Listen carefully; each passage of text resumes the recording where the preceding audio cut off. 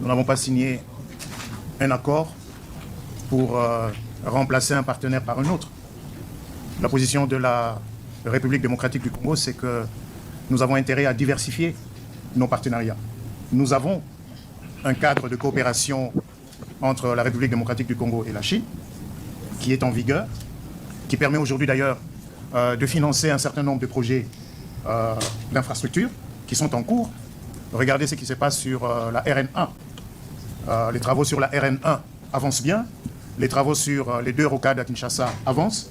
C'est des financements du programme sino-congolais. Parlons justement des ressources minières. Qu'est-ce que nous avons, disons, entre 2000 et 2025, c'est-à-dire sur les 25 dernières années, qu'est-ce que nous avons réalisé comme découverture pour savoir s'il n'y a pas encore une mine d'une certaine importance ici ou là? Pas grand-chose. Donc, ne considérons pas qu'il y a un potentiel limité et que sur ce potentiel limité, nous allons nous mettre au milieu de 2 géants qui vont se battre en nous piétinant. La collaboration avec la Chine, elle se poursuit dans un certain nombre de domaines. Le président de la République a pris part aux travaux du FOCAC, du Forum de coopération entre la Chine et l'Afrique. Moi-même, il y a quelques semaines, il y a quelques jours, je pense, j'ai pris part à un forum de coopération, de coopération économique entre la Chine et l'Afrique. Donc, ça, c'est un cadre qui existe. Et regardez ce que nous avons mis dans ce texte. Et là, je peux répondre à une question qui a été posée au sujet de Cobalt et des autres entreprises. L'accord n'a pas été fait pour une entreprise ou pour un projet particulier. Il est fait, c'est un cadre général qui a, entre autres choses, pour objectif, et je voudrais le répéter encore, entre autres choses pour objectif, dans le domaine économique et commercial, d'ouvrir un peu plus l'espace de la RDC aux investisseurs américains. Pas seulement aux investisseurs américains, parce que l'accord parle également d'entités alignées, c'est-à-dire des investisseurs qui sont en bon terme avec les États-Unis d'Amérique et qui peuvent donc venir, qui sont éligibles autant que les entreprises américaines à ce qui est prévu. Mais l'accord va au-delà du commerce et de l'économie. L'accord parle également de coopération dans le domaine technologique, dans le domaine de la science, dans le domaine de l'éducation, tout comme l'accord parle des aspects de sécurité et de défense qui sont prévus dans un document à part qui a été signé, comme on l'a rappelé également ici. Et justement, cette question de Cobalt, je sais, voilà, avec AVZ et ainsi de suite, l'un des objectifs recherchés dans cet accord, c'est aussi de rendre l'environnement d'affaires de la RDC un peu plus lisible, un peu plus prévisible pour les investisseurs. Et à cet effet, l'accord a prévu que, plutôt que de créer des incitations dans l'accord, les incitations aux investisseurs sont prévues dans une loi. Et nous allons utiliser une loi existante, la loi 13005 de janvier 2014. Pour la petite histoire, c'est une loi qui avait été promulguée pour donner une assise légale au programme sino-congolais. Parce que c'est une loi qui fixe les facilités douanières, fiscales, parafiscales et de change pour les entreprises ayant conclu un accord de coopération avec la République démocratique du Congo. Donc, avec nos partenaires américains, on a convenu que c'est cette même loi qui va subir des amendements pour lui donner un caractère beaucoup plus global et prévoir dans cette loi des dispositions qui vont rassurer davantage les investisseurs. Je vous donne un simple exemple. Nous avons la loi sur la TVA qui prévoit que pour les miniers, la TVA remboursable doit être remboursée dans les 30 jours. En réalité, monsieur le gouverneur de la Banque centrale sait que nous traînons une enveloppe assez consistante de TVA devant être remboursée, mais qui n'est pas remboursée dans le délai, et cela met à mal la trésorerie de ces entreprises. Donc nous allons essayer de prendre en compte ces remarques, ces observations qui sont faites par nos partenaires pour amender la loi, de manière à ce que cette loi, de la même manière que le code minier dispose d'un cadre unique qui rassure, qui stabilise le climat d'affaires au profit des entreprises qui investissent en République démocratique du Congo. Donc nous voulons offrir, mais il est évident, parce que c'est une loi, on ne va pas dire que c'est une loi qui est faite pour les entreprises américaines, c'est une loi qui sera faite pour toutes les autres entreprises qui veulent investir en République démocratique du Congo. Alors, monsieur le gouverneur, rapidement, pour ce qui vous concerne. Ok, je voulais juste faire une petite... rajouter quelque chose sur Cobalt Metals, parce que Cobalt Metals faisait partie des... on va dire des éléments de jugement que le gouvernement américain voulait tester par rapport à notre volonté d'aller dans ce partenariat stratégique avec eux. Je vous le dévoile aujourd'hui. Et nous avons trouvé une astuce. Nous avons dit, nous sommes en litige. La République démocratique du Congo est en litige avec AVZ, en arbitrage quelque part. ce que nous on fait, c'est que si vous nous garantissez que vous allez régler ce litige entre Cobalt et AVZ, nous vous donnons l'accès au lithium. Et ça a marché. Ça veut dire que nous nous sommes retrouvés ici aux États-Unis, Cobalt, AVZ et les autorités américaines, et nous avons fait la proposition de la sortie de crise sur le lithium de Manono avec AVZ. Et ça a été accepté comme tel, et c'est comme ça que Cobalt, au fait, a signé ce partenariat qui lui donnait accès au lithium dans la partie sud de Manono, et continue au fait des discussions qui ne concernent plus la République démocratique du Congo avec AVZ. Donc c'était, comme on dit, un proof of concept. On a montré que nous étions sérieux dans ce domaine, et ça fait que les choses ont pu s'accélérer. Je voulais juste faire ce petit commentaire parce que c'est des choses que parfois les gens ne voient pas, mais c'est comme ça que les choses se sont passées. Alors vous avez parlé de l'État indépendant du Congo. Justement, c'est un anachronisme parce que indépendant, nous ne l'étions pas, mais c'était plutôt indépendant pour les autres. Et c'est ce que je disais. Pendant toutes ces années, à chaque fois que, à la faveur d'une révolution industrielle, le monde marchand, je n'aime pas appeler ça le monde capitaliste, puisque les Chinois ne le sont pas, mais ils font partie du monde marchand, a eu besoin de nos matières premières, ils se sont passés de nous. Ils sont venus, ils ont puisé, ils sont partis.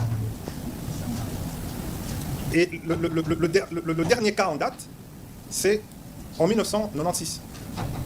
Ils sont venus, ils ont puisé, ils sont partis. Et ça a duré comme ça 30 ans. Et on nous a dit que non, vous avez des problèmes politiques, hein, qu'il faut vous rassembler, c'est un problème congolo-congolais. On nous a dit que c'était un problème d'intégration d'une communauté. On nous a dit... Mais la réalité, ce n'était pas ça. La réalité, c'est l'accès à nos ressources. Et une fois qu'on l'a compris, c'est-à-dire qu'il faut qu'on sépare ce qui peut concerner nous, les Congolais, en tant que nation, qu'on le traite à part. Et c'est ça que le président de la République fait maintenant. Il dit, les problèmes politiques, ça peut exister. Mais la crise qui est celle du Kivu, telle qu'on la connaît là, l'origine, ce n'est pas du tout un problème politique.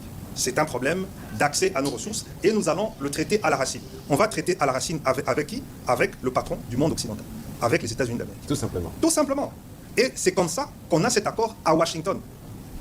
Et ça marque un tournant parce que pour la première fois, et je le dis encore, c'est pour la première fois que pour discuter de l'accès à nos matières premières stratégiques, avec nous-mêmes. On vient discuter avec nous. Alors que ça n'a, je vous ai montré historiquement que ça n'a jamais été le cas. Si vous avez un autre exemple où on a fait des partenariats comme l'Arabie Saoudite l'a fait avec les États-Unis sur le pétrole, sur notre uranium, sur notre cuivre, sur notre caoutchouc, vous venez me le dire. Moi, je peux remonter aussi loin de notre histoire, je ne connais pas ça. Maintenant que ça se fait, je dis encore une fois que c'est de notre responsabilité. Il faudrait qu'on élève le débat, qu'on élève le niveau dans lequel nous devons placer notre pays, pour qu'on puisse mettre de côté les querelles qui puissent exister et se dire qu'en face de ce qui touche notre nation par rapport à ces questions-là, que nous puissions nous montrer responsables. Voilà. Oui. J'allais juste finir. Allez-y, terminez. Oui, la question de timeline. Mais la question de timeline, vous allez le voir, ça a été défini dans les accords. Ça va être, parce qu'il y a ce qu'on appelle les groupes, des commissions, hein, avec un certain nombre de contrôles qui se passent entre aussi bien les États-Unis, le Rwanda, la RDC, que maintenant même le Qatar. Hein, ils se réunissent souvent ici à Washington. Et c'est comme ça que ça va être. Mais moi je dis, tout ça c'est rien. Rappelez-vous en 2013, vous êtes ici aux États-Unis, il a suffi d'un coup de fil du président Obama à l'époque pour que les troupes rwandaises quittent le territoire à l'époque. Donc tout ça c'est bien, c'est prévu, hein, mais je ne fais pas partie je n'ai pas fait partie de ces discussions, mais ça existe et ça fait partie d'un processus qui est défini avec des acteurs qui sont définis. Maintenant la justice, le président a toujours été clair là-dessus. Il a encore rappelé la dernière fois, quand il était en Serbie, et c'est même écrit dans l'accord de paix du 27 juin, que ceux qui ont commis des crimes vont être jugés. Donc la justice, elle fera son chemin. Vous savez que ce ne sont pas les premiers crimes de guerre qu'il y a eu. La justice, même si elle prend son temps, mais elle va arriver, et à partir du moment où nous savons, et je comprends que les compatriotes, nos compatriotes, et nous-mêmes, nous avons ça dans notre esprit, nous savons que nous devons juger ceux qui ont commis des crimes de guerre, des crimes contre l'humanité, des génocides chez nous, en République démocratique du Congo. Dernière chose, c'était la question de M. Moubenga. C'était par rapport à est-ce que l'exploitation de nos ressources, puisque nous n'avons pas les infrastructures, si ça va continuer à se faire au Rwanda, quand est-ce que nous allons le faire? Mais c'est pour cela que, d'abord, je voulais revenir à cette question de minerais et la réaffirmation de nos lois, notamment le code minier. Vous savez que le code minier interdit l'exportation des matières premières brutes. C'est déjà ça, le fait qu'on fasse reconnaître dans ce cadre d'intégration régionale économique que la RDC a le droit de respecter ses lois et notamment son code minier. Donc c'est-à-dire qu'on ne peut pas, on ne pourra plus dans le cadre dans ce cadre d'intégration régionale économique, de pouvoir exporter vers le Rwanda les matières premières brutes pour transformation. Il faut un minimum de transformation localement. Deuxième chose, on réaffirme le monopole dans ce cadre d'intégration régionale économique de l'EGC, puisque c'est l'entreprise générale du cobalt et on a élargi le champ des matières premières concernées par l'EGC. Donc ça veut dire que pour pouvoir l'exporter, il faut passer par l'entreprise nationale qui est responsable de ces matières premières artisanales. Et ensuite, nous avons aussi la RECONS, qui est l'autorité des régulations. Donc, on a tout un arsenal juridique que nous avons mis en avant dans cet accord pour protéger nos intérêts. Vous aurez le temps de Et dans cet accord, et le découvrir. Évidemment, on reconnaît la législation. S'il vous plaît, M. Moubenga, s'il vous plaît. S'il vous plaît, diplomatique du président Trump, que c'est la paix par la force. Alors, je ne voudrais pas aller, je n'étais pas évidemment dans les réunions de ce matin, mais vous avez vu que lorsqu'il répondait à cette question, il a donné des nombres de jours. Madame Rachel est revenue sur l'accord. Évidemment, comme je l'ai mentionné tout à l'heure en paraphrasant le secrétaire d'État Rubio, une chose est de signer, mais une autre est de l'implémenter sur le terrain parce que, avant qu'on ne fasse quoi que ce soit, il faut un cessez-le-feu. Un cessez-le-feu, il faut un mécanisme qui permette de vérifier ces cessez-le-feu. Pour ce qui nous concerne, il faut les retraits. Il faut mettre en place des dispositifs qui permettent de vérifier le retrait. L'accord a déjà été signé. Il y a des réunions qui se font dans le cadre du mécanisme de coordination des sécurités, c'est dans l'accord. Il y a des réunions qui se tiennent dans le cadre du comité conjoint de surveillance. C'est que le secrétaire d'État Rubio a dit, je l'ai paraphrasé, c'est qu'aujourd'hui, il y a un engagement au niveau des chefs d'État. Et donc, lorsque le président américain dit que dans 3 jours, vous allez voir du changement, il parle le monde entier. Il y avait d'autres chefs d'État invités spécialement sur les sujets. Il y a des services, nous attendons de voir les conséquences sur le terrain. Ici, ce qu'il faut savoir, et c'est l'essence de cet exercice, que nous sommes venus dans un processus totalement transparent. Et d'ailleurs, toutes les signatures qui se sont faites aujourd'hui, le président de l'Assemblée nationale, accompagné des élus nationaux, ont participé, parce que nous avons une dimension parlementaire qui suivra. Ici, le souci principal, c'est de vous montrer que nos lignes rouges, en ce qui concerne l'intégrité territoriale de la RDC, ont été tenues. En ce qui concerne la souveraineté sino-minerais, ont été tenues. En ce qui concerne, évidemment, le rapport 50-50 que nous devons avoir avec les gouvernements américains, ont été tenus.